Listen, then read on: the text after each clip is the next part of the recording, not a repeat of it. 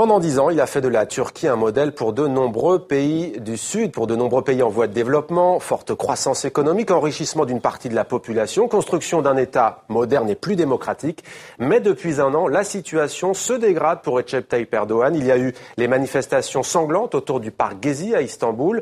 Il y a eu aussi ce vaste scandale politico-financier et désormais, vous le savez, la catastrophe minière de Soma qui a fait plus de 300 morts. Deux grands témoins ce soir dans 64 minutes. Pour en parler, Nilüfer Göle, merci d'être avec nous. Vous êtes sociologue, vous êtes directrice d'études au Centre d'analyse et d'intervention sociologique de l'École des hautes études en sciences sociales, le HESS, qui est à Paris. Avec nous également Ayşegül Sert, vous êtes journaliste. On peut vous lire notamment dans le journal français Le Figaro, mais aussi dans le international New York Times, Al Jazeera, America également. Et vous participez aussi parfois à l'émission Kiosque avec la presse étrangère. C'est sur TV5 Monde. Alors avant de vous donner la parole à toutes les deux, quelques éléments pour bien comprendre les enjeux. On présente souvent la Turquie, à juste titre, comme un carrefour, un trait d'union entre l'Europe et l'Asie. Alors quels sont ses atouts économiques notamment? On voit cela avec Grégory Fontana. Entre Orient et Occident, la Turquie est par définition un carrefour d'échanges, qu'il soit culturel, religieux ou bien économique. C'est aujourd'hui la première puissance économique du Moyen-Orient devant l'Arabie saoudite et l'Iran. L'arrivée de l'AKP au pouvoir a été synonyme d'un virage libéral, dérégulation des échanges, démantèlement de l'État-providence, campagne massive de privatisation. Et aucun secteur n'a été épargné, de l'énergie au tertiaire, en passant par les mines ou bien l'enseignement supérieur, dans une économie fortement dépendante de l'agriculture et du tourisme. Les échanges extérieurs représentent plus de 50% du PIB, premier partenaire, l'Union européenne, avec qui le processus d'intégration reste une question clé. Si autrefois la Turquie c'était la route de la soie, aujourd'hui elle est sur la route du gaz et du pétrole venus de Russie et du Caucase, des installations stratégiques de premier plan. Après les débuts fastes de l'AKP présentés comme un modèle de l'islamisme dit modéré, aujourd'hui à l'approche de l'échéance présidentielle, le régime vacille. Scandale de corruption qui touche directement le Premier ministre, pression de la rue, ne sont pas sans conséquences sur l'économie. Le pays est confronté à une baisse des investissements, à la hausse de l'inflation et du chômage. Nilüfer Göle, sociologue avec nous dans 64 minutes. Alors, Recep Tayyip Erdogan se voit beaucoup reprocher par ses adversaires son autoritarisme, peut-être aussi une dérive religieuse, c'est ce que disent ses adversaires. On parle rarement, en revanche, de cet aspect économique des choses. Comment définiriez-vous la politique du gouvernement turc en la matière ? Je pense qu'il y a un capitalisme agressif et on ne s'est pas peut-être rendu compte suffisamment bien parce que tout le monde parlait de la laïcité et de la question de l'islam modéré ou pas. Ils sont au gouvernement. Quand on compare avec l'Europe, la Turquie a échappé quand même à la crise. Donc il y avait un développement économique avec un taux de développement bien haut et en même temps une stabilité politique. Donc par rapport à deux mots dans la région, je veux dire l'instabilité politique des pays du monde arabe d'un côté et la crise économique. La Turquie, depuis 10 ans, représentait la stabilité politique et le développement économique. Mais aujourd'hui, il y a effectivement un renversement de ces deux atouts, je dirais. Ces deux atouts, aujourd'hui, devient presque une fragilité, une vulnérabilité, parce que la stabilité politique devient un autoritarisme, une rigidité du système, à ne pas accepter justement les contestations, l'indépendance des médias, des intellectuels, des syndicats, d'un côté. Ça, c'est très, très important, je trouve. Et ce développement forcené, un capitalisme agressif, a fait aussi révéler que la Turquie vit plusieurs temporalités du capitalisme. À la fois le capitalisme un peu, disons, de l'étape de l'accumulation primitive, comme cela a été révélé dans les mines, et on avait fermé les yeux à cette exploitation. Et de l'autre côté, un capitalisme global, je veux dire, à l'échelle mondiale. Ayşegül Sert, la presse turque critique beaucoup ce qu'elle appelle une course effrénée à l'économie qui est mise en cause aujourd'hui, notamment dans ce drame de la mine de Soma. D'ailleurs, le propriétaire de la maison mère Soma Holding est recherché par la police. En 2012, ce riche homme d'affaires avait facilité le travail dans cette mine. $24 la tonne contre $130 auparavant. Est-ce que vous y voyez un lien ou vous trouvez que c'est caricatural entre la politique du gouvernement et ce drame ? Bien sûr qu'il y a un lien.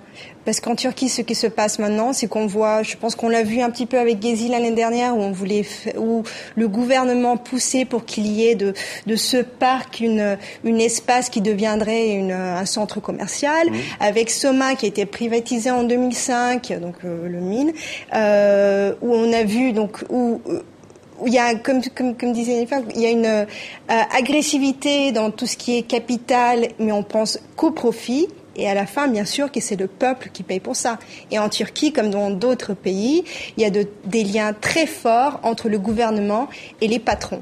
Et on a vu le cas, malheureusement, avec plus de 300 morts à Soma la semaine dernière. Pour autant, on l'a évoqué, des progrès ont été réalisés pendant 10 ans. Qui a profité de cette manne économique ? Tout le monde a un peu profité, mais profiter, je le mets entre guillemets, c'est-à-dire que oui, les transportations ont été améliorées, oui, les routes ont été changées, oui, les hôpitaux ont été rénovés, etc.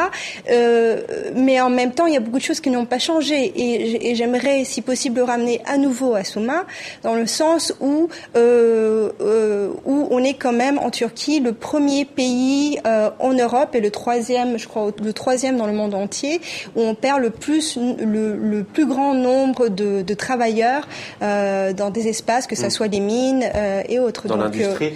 Est-ce que vous décelez, vous, qui êtes sociologue, une fracture entre les habitants des campagnes et entre ceux qui habitent dans les grandes villes en Turquie ? À vrai dire, c'est beaucoup moins qu'avant. Ce développement a uniformisé un peu la société, a créé des nouvelles classes moyennes. Donc, comme vous disiez, tout le monde a profité. Aujourd'hui, ce qui est remis en question, c'est le type de développement. La Turquie, c'est pas la mauvaise gestion ou le sous-développement mais par contre, les citoyens veulent avoir le contrôle sur ce mode de développement. Il y a des méga projets partout. Les villes sont confisquées, l'espace public est confisqué par le capital. Des constructions énormes. C'est un peu comme les pays émergents, la Turquie. C'est ça le paradoxe de la Turquie. À la fois, c'est un pays émergent, tourné vers les pays comme la Chine, la Malaisie, donc des villes... Vous feriez un parallèle avec ce qu'on voit au Brésil, par exemple ? Oui, tout à fait. Un système qui s'essouffle ? Exactement. Et des villes verticales, de plus en plus, et hétérogènes, une population très hétérogène, mais qui est uniformisée par l'éducation, etc. aujourd'hui. Et de l'autre côté, elle se trouve dans le vieux continent, et avec aussi candidate à l'Europe. Donc la Turquie est vraiment au carrefour de ces dynamiques qui sont un peu contradictoires. Et à la fois, on veut être à la hauteur, disons, des droits de l'homme, des libertés, un espace public libre, comme en Europe. Et de l'autre côté, c'est le capitalisme un peu autoritaire qui change un peu, qui pose des questions à la démocratie différentes. Alors, il y a eu beaucoup de comparaisons, il y a un peu plus de 3 ans, lors des soulèvements en Méditerranée, de ce qu'on a appelé les printemps arabes. Beaucoup ont dit peut-être que le modèle, pour la Tunisie, par exemple, ce serait la Turquie. La Turquie, à son tour, a connu, entre guillemets, un printemps, il y a 1 an. Est-ce que vous le compareriez à ces printemps arabes ou plutôt aux indignés de la Puerta del Sol en Espagne? Oui. Je pense que je dirais plutôt qu'il y a eu le silence a été brisé, ce qu'on a vu en Turquie. C'est plutôt qu'un printemps, qu'une comparaison au printemps arabe. C'est un peuple turc qui plus ou moins était content des progrès qui se passaient économiquement, etc., et qui avait décidé de donner une chance, je dirais, à AKP, au gouvernement de Erdogan. Avec ce qui s'est passé en 1 an, l'Ouest qui montrait la Turquie du doigt en disant c'est le diamant du Moyen-Orient, c'est l'exemple à suivre. On a vu que Twitter a été bloqué, YouTube a été... C'est un progrès économique, certes, mais les progrès en ce qui concerne les droits de l'homme, les droits d'expression, les droits des journalistes. Il y a des progrès à faire. Il y a une longue voie à acheminer encore. Pour autant, on a le sentiment que Recep Tayyip Erdogan, le Premier ministre, et son parti l'AKP ont encore un large soutien dans la population. Est-ce que c'est vrai? On l'a vu au municipal, il a été conforté dans les urnes. Tout à fait, ils sont tout à fait populaires, mais justement le problème, c'est pas à la différence du printemps arabe, ces mouvements de la place publique, je dirais, de Gezi qu'on observe partout en Ukraine, le mouvement de Maïdan, mais aussi effectivement en Espagne, les indignés. Donc ce sont des mouvements de lieux d'ailleurs, Gezi, Tahrir, c'est un peu l'occupation des citoyens de cet espace public. et au sens propre du terme, pour justement montrer qu'il y a une autre possibilité de développement de la citoyenneté. Et le soutien pour Tayyip Erdogan, c'est aussi le système majoritaire. Donc, si dans le printemps arabe, les citoyens étaient dans la place publique pour demander la représentativité de la majorité, en Turquie, c'était la défense des minorités. Minorités choisies, je ne veux dire pas la minorité ethnique, etc., mais des gens qui ne se retrouvent pas dans une démocratie majoritaire. Mais alors justement, l'autre comparaison que l'on peut faire avec les pays méditerranéens des printemps arabes, c'est qu'on a l'impression qu'il y a une opposition démocratique, laïque, progressiste, absente. Est-ce vrai ? Il y a une opposition, mais je dirais qu'il y a une opposition au gouvernement de AKP de Erdogan qui n'est pas très forte. Et je pense que l'on pourrait dire que c'est l'une des raisons pour lesquelles il a eu à peu près, son parti politique a eu à peu près 45% au scrutin. Je ne pense pas que c'est qu'il est très populaire, certes, mais c'est une popularité qui est en train de se briser et on le voit très doucement, mais aussi il y a un pays qui est on vient de rentrer de la Turquie. Moi, c'est la première fois que j'ai vu mon pays étant aussi polarisé qu'aujourd'hui. Vous partagez ce sentiment, un pays profondément divisé ? Je partage la polarisation qui est très dangereuse. On avait vécu ça dans les années 70, on avait surmonté avec la politique de Zal de réconciliation. Et vraiment, avec aujourd'hui, il y a une politique de polarisation qui est plus dangereuse, justement, pour... L'armée pourrait-elle être un acteur si la crise venait à s'envenimer en Turquie ? D'abord, j'espère pas, parce qu'on ne veut pas retourner en arrière. C'est toute la question, comment, une fois que l'armée n'est pas le garant de l'État, est-ce qu'on peut créer un contrat social ?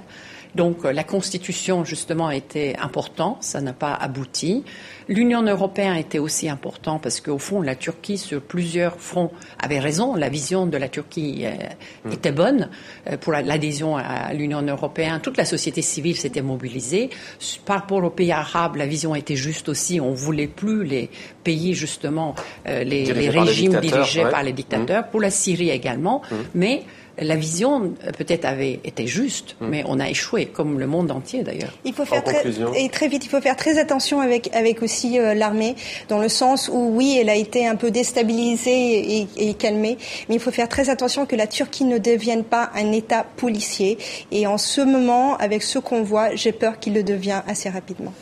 Ayşe Gülsert et Nilüfer Göle, merci à toutes les deux pour ce témoignage très enrichissant et pour cet éclairage sur la situation en Turquie. Merci à toutes les deux.